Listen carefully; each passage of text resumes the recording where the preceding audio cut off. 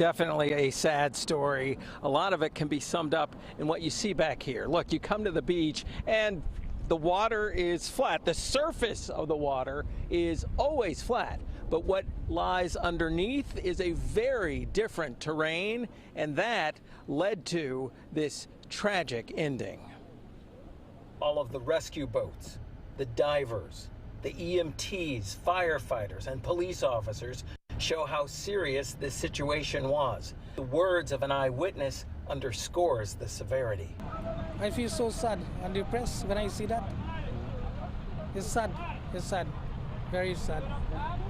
Irsi Prasad was at the beach here at the North Channel Bridge around 11:30 a.m. when he saw a group of young teens with a surfboard head into the water.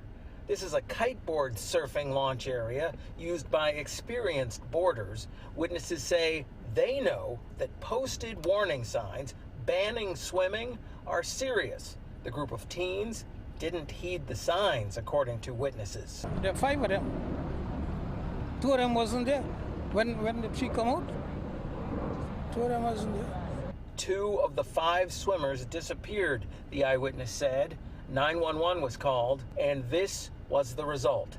Dozens of first responders in the water, on land, and in the air. In fact, Air 11 captured the moment when rescuers rushed one of the teens away from the water toward an ambulance standing by, but it was too late. Both swimmers, who were about 13 years old, perished, according to rescuers.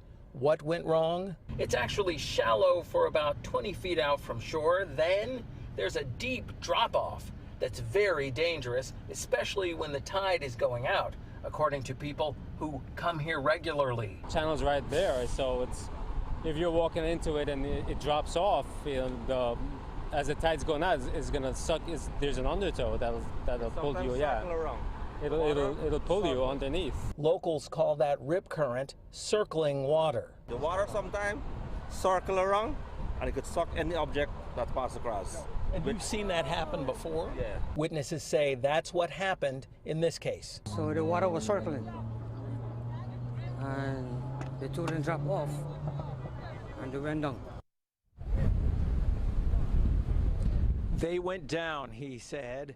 Very tragic situation. And other witnesses said that they saw an adult drop these teens off here.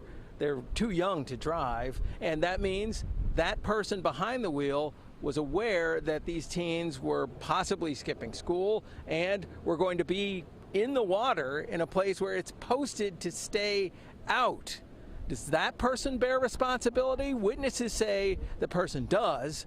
We can tell you that investigators from the Queens District Attorney's Office were out here looking at the scene, doing their own investigation. Whether or not it may result in criminal charges is still an open question. Reporting live from Queens, just north of Broad Channel, I'm James Ford, Pix 11 News. All right, thank you, James.